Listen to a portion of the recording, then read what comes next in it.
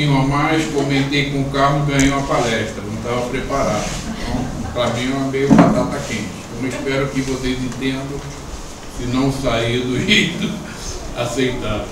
Mas eu dei uma olhada no livro e escolhi esse livro, voltei porque ele me surpreendeu. Então, vou tentar passar para vocês o que eu acho mais relevante. O livro realmente... O senhor voltou do nosso lado? Não era o nosso lado. O livro realmente, ele... Pensei, vou fazer um resumo dele, né? Tirar as partes principais, mas para todas as folhas eram praticamente 100% de informação muito importante. Então, eu resolvi consegui alguns slides e resolvi fazer apenas uma pincelada do livro, porque o livro é muito abrangente, muita informação importante, e eu acho que quando a gente lê esse livro, ele abre muito mais a visão da gente do que esperar na hora do desencarne. Então, o que me chamou a atenção nesse livro, o autor espiritual é o irmão Jacó, Francisco de Assis. Ele foi editado pela FEB em 1949. O que me chamou a atenção nesse livro foram essas duas perguntas. Como se opera a desencarnação? Que forças atuam no grande momento? Eu acho que praticamente todos nós temos essa dúvida, né? Como se opera? Na hora que estiver morrendo, o que vai acontecer? Quando vê que o corpo está desfalecendo e não tem mais controle da situação. E esse livro realmente, para mim, ele foi muito enriquecedor e eu espero poder passar para vocês alguma informação útil. Frederico Figner, que depois passou a se chamar Irmão Jacó, após o desencarne, nasceu na Tchecoslováquia, em 1866, migrou ainda jovem para os Estados Unidos, um espírito empreendedor, e ao chegar lá, Thomas Edison estava inventando um gravador que utilizava de cilindros giratórios que conseguiam captar o som e reproduzir. Imagina naquela época, início dos anos do século XX, talvez final do século XIX, ter alguma coisa que reproduzia o nosso som era um milagre, né?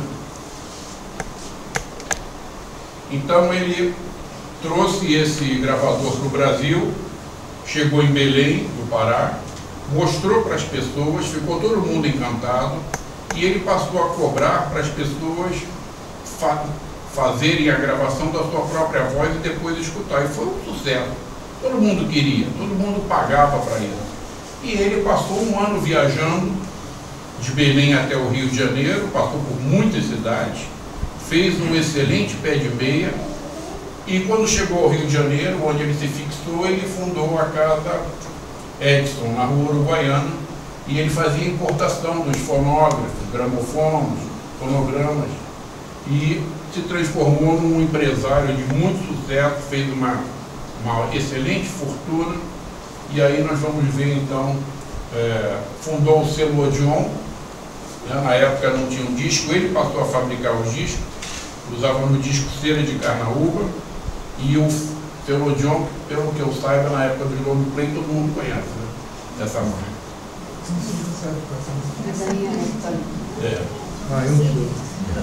Ele construiu uma mansão, a mansão Figner, né? Ele era um homem à frente do seu tempo, e para coroar o sucesso ele decidiu criar uma mansão baseada na arquitetura do início do século XX. Ela é na rua Marquês de Abrantes, 99, no Flamengo, se transformou no Centro Cultural Arco 7 e abriga o restaurante Bistrô do Senac. É considerado um exemplo arquitetônico. Em 1918, quando houve a pandemia da gripe espanhola, ele utilizou como um hospital, chegou a abrigar 14 pacientes, e ele mesmo, trabalhando como auxiliar de enfermagem, pegou a gripe. Então, realmente é uma pessoa incomum. Aqui está a foto da mansão hoje, nos dias de hoje.